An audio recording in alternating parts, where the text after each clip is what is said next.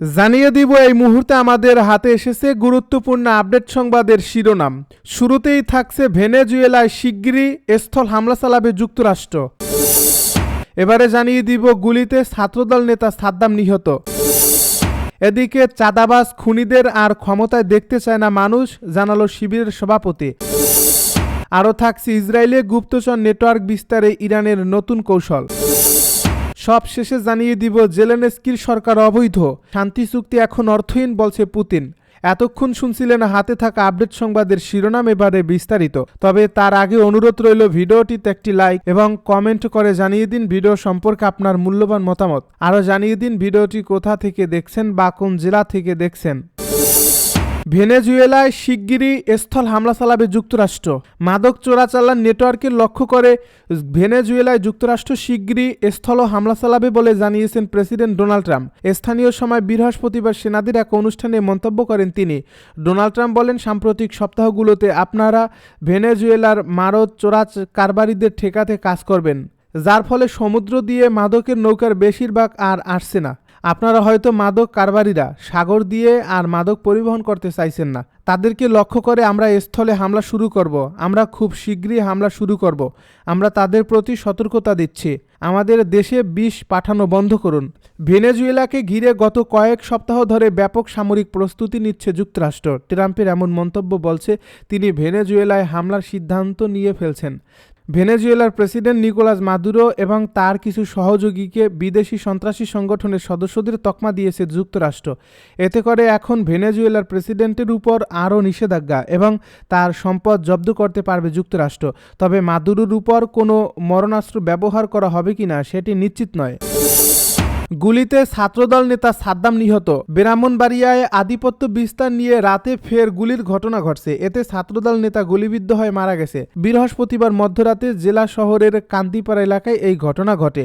এর আগে বুধবার সন্ধ্যায় শহরের কান্দিপাড়া মাদ্রাসা রোডে আধিপত্য বিস্তার নিয়ে প্রতিপক্ষের রেলপাতারি গুলিতে 3 জন গুলিবিদ্ধ হন। আহতদের মধ্যে টুটুল ও শিহাব জেলা সদর হাসপাতালে চিকিৎসাধীন রয়েছেন। নিহত সাদ্দাম হোসেন ওই এলাকার মোহাম্মদ মস্তমিয়ার ছেলে ও সদর উপজেলা ছাত্রদলের সাবেক সদস্য ছিলেন।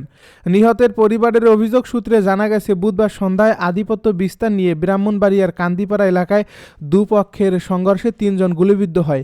এ ঘটনায় এলাকায় উত্তেজনা চলছিল। মধ্যরাতে সাদ্দামকে ঘর থেকে ডেকে নিয়ে যায় তার সহযোগীরা। এর কিছুক্ষণ পর খবর আসে সাদ্দাম গুলিবিদ্ধ অবস্থায় সড়কে পড়ে আছে। পরে তাকে মুমূর্ষু অবস্থায় উদ্ধার করে জেলা সদর হাসপাতালে নেওয়া হলে চিকিৎসক মৃত ঘোষণা করেন।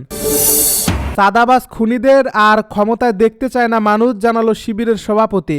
2024 সালের জুলাই ও আগস্ট মাসে শহীদ আবু সাইদ, শহীদ মুগ্ধ, শহীদ ওয়াসিম শান্তসহ হাজার হাজার ছাত্র জনতা জীবন দিয়ে বাংলাদেশকে নতুন স্বপ্নের আঙ্গিকে সাজিয়ে তোলার যে পথ রচনা করছেন, সেই স্বপ্নকে পুরনো ফ্যাসিবাদী ও আধিপত্যবাদের দালাল শক্তিগুলো নষ্টের অপচেষ্টায় লিপ্ত হয়েছে বলে জানিয়েছেন বাংলাদেশ ইসলামী ছাত্র শিবিরের কেন্দ্রীয় সভাপতি জাহিদুল ইসলাম।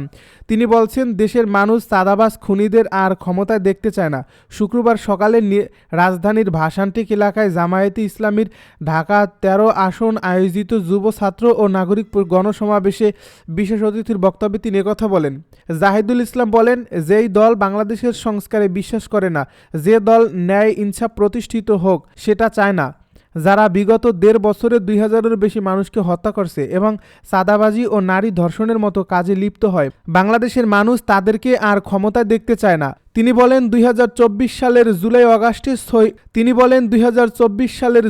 আগস্টে শহীদ আবু সাইদ, মুগ্ধ, ওয়াসিম শান্তসহ হাজার হাজার ছাত্র জনতা জীবন দিয়ে বাংলাদেশকে নতুন স্বপ্নের আঙ্গিকে সাজিয়েছেন। কিন্তু পুরনো ফ্যাসিবাদী ও আধিপত্যবাদীদের দালাল শক্তি আবার ষড়যন্ত্র করছে। বিগত সময়ে ইসলামী ছাত্র শিবিরের উপর দমন নির্যাতনের ইতিহাস তুলে ধরে শিবিরের সভাপতি বলেন, 1977 সাল থেকে আজ পর্যন্ত শত শত শিবির কর্মীকে হত্যা করা হয়েছে, অনেককে গুম করা হয়েছে, রিমান্ডে নেওয়া হয়েছে, ক্রস ফায়ারের নামে গুলি করে হত্যা করা হয়েছে।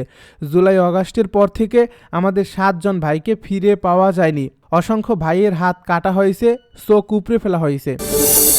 ইসরায়েলে গুপ্তচর নেটওয়ার্ক বিস্তার ইরানের নতুন কৌশল। ইরান সামাজিক যোগাযোগ মাধ্যম অনলাইন যোগাযোগ, আর্থিক প্রলোভন এবং ইসরায়েলি সমাজের সামাজিক মানসিক দুর্বলতাকে কাজে লাগিয়ে দখলকৃত অঞ্চলে নিজেদের গুপ্তচর নেটওয়ার্ক দ্রুত বিস্তৃত করছে। সাম্প্রতিক বছরগুলোতে তেহরান ও তেল আবিবের মধ্যকার উত্তেজনা ও শ্যাডোওয়্যার যত বেড়েছে ততই বেড়েছে উভয় দেশের গোয়েন্দা যুদ্ধের তীব্রতা। বিশ্লেষকদের মতে ইসরায়েলি সমাজে চলমান রাজনৈতিক অস্থিরতা, অর্থনৈতিক চাপ, জাতিগত ধর্মীয় বিভাজন ও সরকারের প্রতি অবিশ্বাস ইরানের জন্য এক অনুকূল পরিবেশ তৈরি করছে। এই পরিবেশকে কাজে লাগিয়ে তেহরান বহু ইসরায়েলি নাগরিককে সাইবার যোগাযোগের মাধ্যমে টার্গেট করছে। ওয়াশিংটন ইনস্টিটিউটের তথ্য অনুযায়ী 2013 থেকে 2025 সাল পর্যন্ত ইসরায়েলে 39টি ইরান সম্পর্কিত গুপ্তচর বৃত্তির ঘটনা চিহ্নিত হয়েছে, যার মধ্যে 31টিতে ইসরায়েলের নিজেদের নাগরিক যুক্ত ছিল, যাদের বেশিরভাগের বয়স কিশোর থেকে কুড়ির কোঠায়। তথ্য বিশ্লেষণে দেখা গেছে ইরান টেলিগ্রাম, হোয়াটসঅ্যাপ, ফেসবুক ও ইনস্টাগ্রাম মতো প্ল্যাটফর্ম ব্যবহার করে আর্থিক প্রলোভন, মানসিক দুর্বলতা ও সামাজিক বিচ্ছিন্নতাকে কাজে লাগিয়ে গুপ্তচর সংগ্রহ করছে। জেলেনস্কির সরকার অবৈধ, শান্তি চুক্তি এখন অর্থহীন বলছে পুতিন। রাশিয়ার প্রেসিডেন্ট ভ্লাদিমির পুতিন বলেছেন ইউক্রেনের বর্তমান সরকার অবৈধ এবং তাদের সঙ্গে কোনো ধরনের চুক্তি করা অর্থহীন। তিনি আরও জানান, যুক্তরাষ্ট্রের প্রেসিডেন্ট ডোনাল্ড ট্রাম্পের প্রস্তাবিত পরিকল্পনাটি কোনো খসড়া চুক্তি নয়, বরং আলোচনার জন্য উত্থাপিত কিছু বিষয় মাত্র, যা ভবিষ্যতের চুক্তির ভিত্তি হতে পারে। পুতিনের দাবি, ইউক্রেনের প্রেসিডেন্ট ভলোদিমির জেলেনস্কির মেয়াদ শেষ হওয়ার পরও নির্বাচন না হওয়ায় কিয়েভ সরকারের বৈধতা নষ্ট হয়েছে। তবে কিয়েভ বলছে রাশিয়ার আগ্রাসন ও চলমান সামরিক আইন পরিস্থিতিতে নির্বাচন সম্ভব নয়। 3 দিনের কিরগিজস্তান সফর শেষে সাংবাদিকদেরকে পুতিন বলেন, রাশিয়ার অবস্থান যুক্তরাষ্ট্র বিবেচনায় নিলেও আরও অনেক গুরুত্বপূর্ণ বিষয় আলোচনা করা প্রয়োজন। তার ভাষায়, আমাদের গুরুত্বের সঙ্গে বসে কথা বলতে হবে, প্রতিটি শব্দ গুরুত্বপূর্ণ। রুশ প্রেসিডেন্ট বলেন, ইউক্রেনীয় সেনারা তাদের দখলে থাকা অঞ্চল থেকে সরে গেলে যুদ্ধ বন্ধ হতে পারে। যদি তারা না সরে তাহলে আমরাও বল প্রয়োগে তা বাস্তবায়ন করব। আগেও পুতিন দাবি করেছেন, দোনেৎস্ক, লুহানস্ক, খেরসন ও জাপরোজিয়া অঞ্চলের পুরো অংশ থেকে ইউক্রেনকে সেনা প্রত্যাহার করতে হবে, তবে এমনকি যেসব এলাকা রাশিয়ার দখলে নেই সেগুলো থেকেও।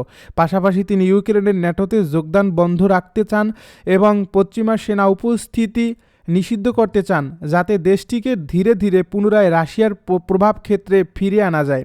এদিকে আগামী সপ্তাহে মার্কিন বিশেষ দূত স্টিভ উইটকফের মস্কো সফর নির্ধারিত রয়েছে। একই সময়ে মার্কিন সেনাবাহিনীর সচিব ড্যান ডিরিসকল কিয়েভে যাওয়ার সম্ভাবনার কথাও জানানো হয়েছে।